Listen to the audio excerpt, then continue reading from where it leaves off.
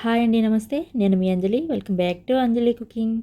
ఇవాల్టి మన వీడియోలో కప్పు గోధుమ పిండితో కేవలం 10 నిమిషాల్లో అయిపోయే ఒక మంచి స్నాక్ రెసిపీని చూపించబోతున్నాను. గోధుమ పిండితో ఎప్పుడూ చపాతీలు, పూరీలే కాదండి, ఇలా కొత్తగా తిన్నా కొద్దీ తినాలనిపించేంత రుచిగా ఉండే ఈ స్నాక్స్ని ఒక్కసారి ట్రై చేయండి. చాలా బాగుంటాయి అండ్ ప్రాసెస్ కూడా సింపుల్గా ఉంటుంది. చాలా తక్కువ టైంలో అయితే ప్రిపేర్ చేసుకోవచ్చు. ఇక లేట్ ఎందుకు, రెసిపీ ప్రాసెస్ ఏంటో చూసేయండి. ముందుగా ఒక మిక్సింగ్ బౌల్ని తీసుకొని అందులోకి 1 కప్పు దాకా గోధుమ పిండిని తీసుకోవాలి. ఇప్పుడు ఈ బౌల్ని పక్కన ఉంచి నెక్స్ట్ ఒక మిక్సీ జార్ని తీసుకొని అందులోకి ఇందాక మనం గోధుమ పిండి తీసుకున్న అదే కప్పుతో 1 కప్పు దాకా బొంబాయి రవ్వ తీసుకొని ఫైన్ పౌడర్ లాగా గ్రైండ్ చేసుకోవాలి. మరి పౌడర్ లాగా గ్రైండ్ అవ్వదండి, మీకు ఎంతవరకు సాధ్యమో అంతవరకు ఫైన్గా గ్రైండ్ చేసుకొని గోధుమ పిండి తీసుకున్న అదే బౌల్లోకి ఈ రవ్వని కూడా తీసుకోవాలి. నెక్స్ట్ ఇందులోనే 1 టీ స్పూన్ దాకా జీలకర్ర, 1 టీ స్పూన్ దాకా red chilli flakes, 1/2 teaspoon దాకా పసుపు, నెక్స్ట్ 1/2 టీ స్పూన్ దాకా కారం. ఈ కారం అయితే కరెక్ట్గా సరిపోతుందండి, ఎందుకంటే రెడ్ చిల్లీ ఫ్లేక్స్, కారం రెండు కూడా తీసుకున్నాం కాబట్టి ఇదైతే సరిపోతుంది. 1 టీ స్పూన్ దాకా వాము, 2 టేబుల్ స్పూన్ల దాకా తెల్ల నువ్వులు వేసుకోండి.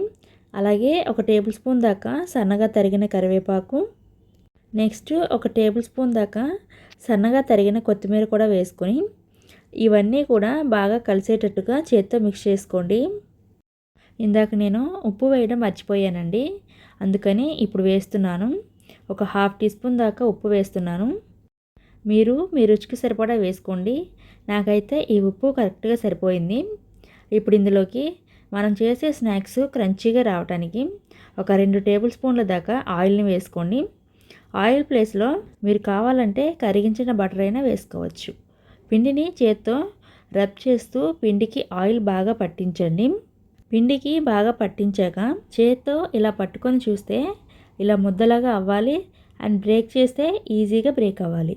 సో ఇలా కలిపేసుకొని ఇప్పుడు 1 అరకప్పు దాకా నీళ్ళు తీసుకొని అవసరానికి తగ్గట్టుగా పోసుకొని పిండి ముద్ద అయ్యేదాకా కలపాలి. నాకైతే ఇక్కడ 3/4 కప్పు నీళ్ళైతే పట్టాయండి.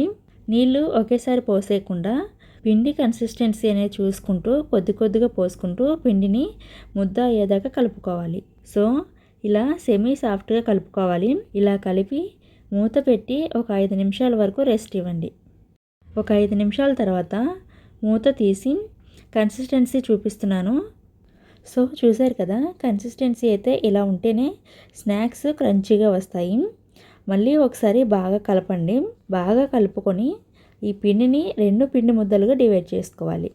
ఒక పిండి ముద్దని బౌల్లోకి వేసి రెండో పిండి ముద్దను తీసుకొని బౌల్లోకి తీసిన పిండి ముద్ద ఆరిపోకుండా మూత పెట్టి పక్కన ఉంచండి. ఇప్పుడు ఈ పిండి ముద్దని చపాతీ పీట పైన కానీ లేదా చాపింగ్ బోర్డు పైన కానీ ఆయిల్ని గ్రీస్ చేసి ఈ పిండి ముద్ద పెట్టి దీన్ని రోల్ చేసుకోవడానికి చపాతీ కర్రకి కూడా ఆయిల్ని గ్రీస్ చేసుకోవాలి. ఆయిల్ని గ్రీస్ చేసి పిండి ముద్దని చపాతీలాగా రోల్ చేసుకోవాలి. చపాతీలాగా మరీ పల్చగా అయితే రోల్ చేసుకోకూడదండి, చపాతీ కన్నా కొంచెం మందంగానే ఉండాలి. చపాతీ కన్నా కాస్త మందంగా రోల్ చేసుకొని చాక్తో అంచుల్ని కట్ చేసుకోవాలి. 4 వైపులా అడ్జస్ట్ని కట్ చేసిన తర్వాత కట్ చేసిన అడ్జస్ట్ని పక్కకు తీసేయండి. ఇలా కట్ చేసిన ఎడ్జెస్ని కూడా మిగిలిన పిండి ముద్దతో కలిపి మళ్ళీ రోల్ చేసుకోవచ్చు. మళ్ళీ చాక్తో ఇక్కడ నేను కట్ చేస్తున్న విధంగా 1 ఇంచు గ్యాప్తో ఇలా పొడవుగా కట్ చేసుకోవాలి. సో ఇలా పొడవుగా కట్ చేసుకున్న తర్వాత మళ్ళీ ఇలా మధ్యలోకి అడ్డంగా కట్ చేసుకోండి. కట్ చేసిన తర్వాత ఒక పీస్ని తీసి చూపిస్తున్నాను చూడండి, ఈ మాత్రం అందంగా ఉండాలి. ఇప్పుడు ఈ పీసెస్ అన్నింటినీ కూడా నిదానంగా ఒక్కొక్కటిగా తీసి ప్లేట్లోకి తీసుకోండి. అన్నీ ఒకే ప్లేట్లోకి తీసుకోవచ్చండి, ఒకదానికొకటి అంటుకుంటాయేమో అని డౌట్ అవసరం లేదు. ఎందుకంటే ఇందాక రోల్ చేసేటప్పుడు ఆయిల్ని గ్రీస్ చేసి రోల్ చేసాం కాబట్టి ఒకదానికొకటి అంటుకోదన్నమాట. సేమ్ ఇలాగే రెండవ పిండి ముద్దని కూడా రోల్ చేసి కట్ చేసేసుకొని ప్లేట్లోకి తీసుకోండి.